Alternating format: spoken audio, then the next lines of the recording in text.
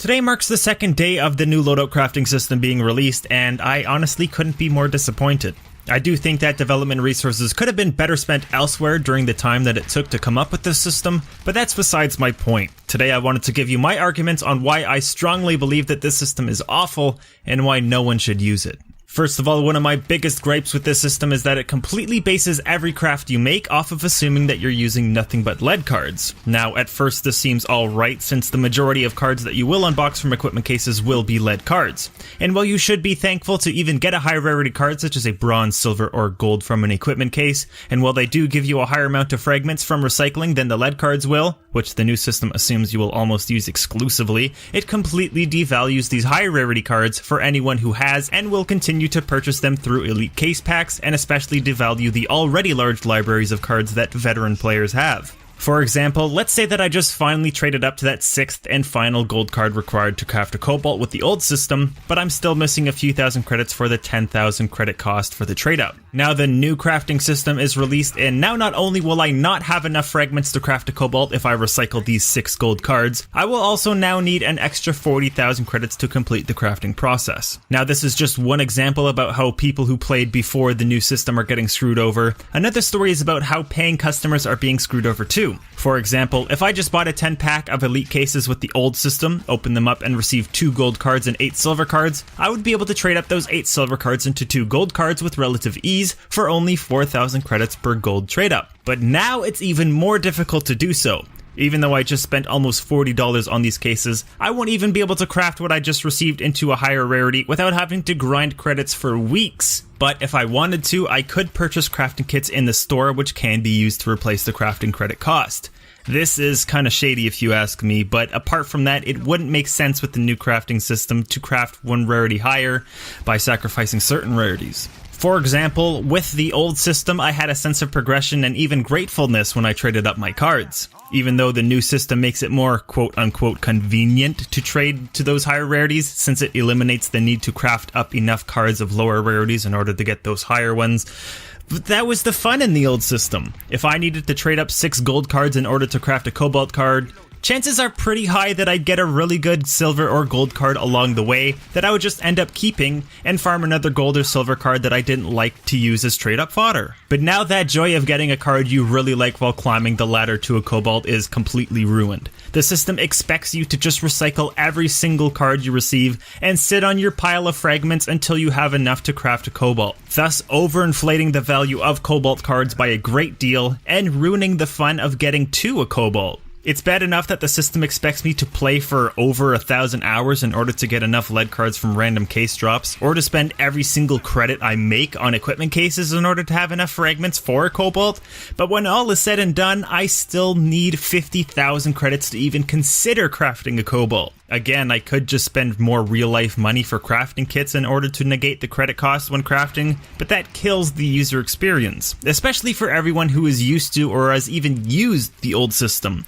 Honestly, there was nothing wrong with the old system. Well, the only problem that I think players had with the old system was the amount of RNG involved with trading up and trading in, and if the system tried to solve that issue, it did an extremely poor job with it, and I'm about to explain why.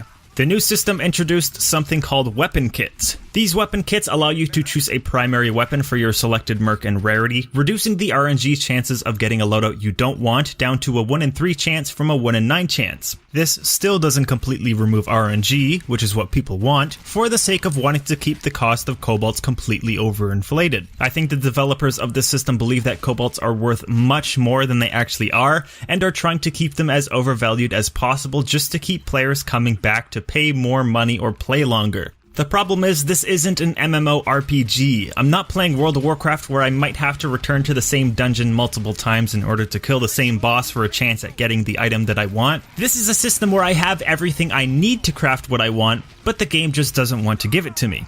Sure, you can call it self-entitled if you wish, and I won't blame you for that, but this still doesn't change user experience. And continuing with my theory of overinflation, you're required to own 45 weapon kits to select a primary weapon for a cobalt card. Now, a weapon kit is a possible drop from an arsenal crate, and an arsenal crate is a reward for leveling up. We don't have any numbers on the possibility of getting a weapon kit, but let's say for the sake of argument that it's a 1 in 3 chance to receive one from an arsenal crate. That means, if you're lucky, you will have to level up a total of 135 times once you can actually receive arsenal crates in order to have enough weapon kits to craft a cobalt. Now, does that seem logical? Not really. At least it doesn't to me, unless you're trying to over-exaggerate the value of a cobalt card. But on the plus side, you might actually have enough fragments and credits to craft a cobalt card by the time you actually have enough weapon kits, but that's enough salt for now.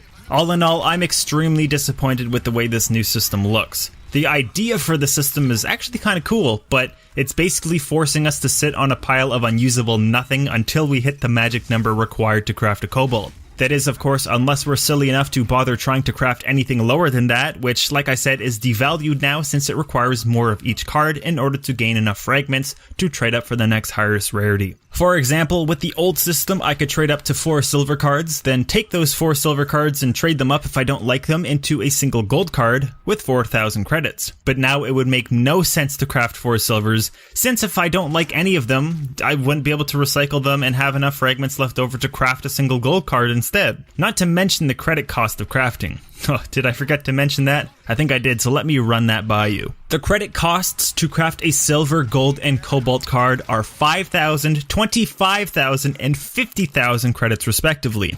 Now granted, this new system does save us money in the long run, if we scrap only the lead cards we receive from equipment case drops. This next example is theoretical, but now we can't be extremely lucky, unbox 4 bronze cards back to back, and then trade them all up to a silver card for 2,000 credits. Now we have to unbox 5 bronze cards and spend 5,000 credits to trade up for a silver. But honestly, no rarity is suffering more right now than the gold rarity. Let's be hypothetical again for a moment and pretend like we've spent an absurd amount of money on 10 elite cases. I managed to unbox 6 gold cards and 4 silvers. Wow, I did really well. Well, while with the old system, I would have been able to immediately take those 6 gold cards and turn them into a cobalt for 10,000 credits, with the new system, I still need 3.2 more gold cards and 40,000 extra credits in order to scrape up enough fragments and credits required to make this exchange. Now, those were hypothetical examples, but I'm sure you understand my point. Back to the real-world examples and the inflation of cobalts while significantly devaluing any other rarity above bronze, anyone who spent enough time or money on this game to have a large or even moderately sized library of high-rarity cards are now screwed if they want to trade up, craft a high-rarity card. And believe me, they do. The only true sense of progression in this game was to craft those higher rarity cards, keep the ones you love, and trade up the ones that you loathe into an even higher rarity. And now that feeling is gone. And again, let's use a hypothetical scenario. Let's say a player has 26 gold cards in his inventory, and they only really like 2 of those cards, so they want to trade up the other 24 into cobalt cards. Well, with the old system, 40,000 credits could do that. Bam! 4 new cobalts. But now with the new system, not only will they only be able to craft 2 cobalts instead of 4, with the fragments they'd receive from recycling their golds that is, and that's including even if they recycled the 2 cards that they wanted to keep, they'd also have to spend upwards of 100,000 credits to complete the trade up, which is absurd. Anyways, if I keep going on about this, I'm gonna start repeating myself, so I'll spare you the trouble of me talking your ear off. So in conclusion, the system expects you to either sit on a pile of undervalued pixie dust until you have enough of it to craft an overvalued card, or purchase a merc with the 50,000 credits you'd save from just not using the system. Because let me be real with you for a minute.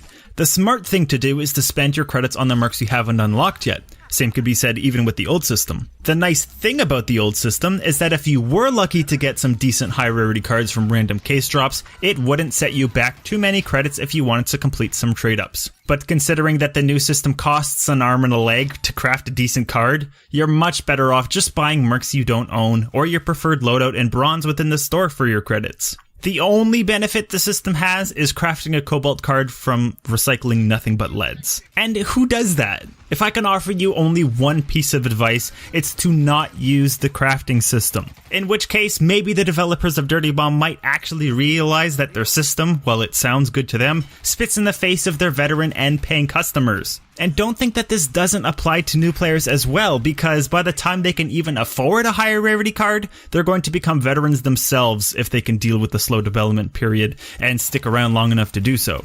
Anyways, I brought the salt back there in the end, I'm sure you can tell, but it's kind of hard to hide it when paying and veteran customers have been thrown under the bus for so long just to attempt at cash grabbing from the new players who just don't know any better yet.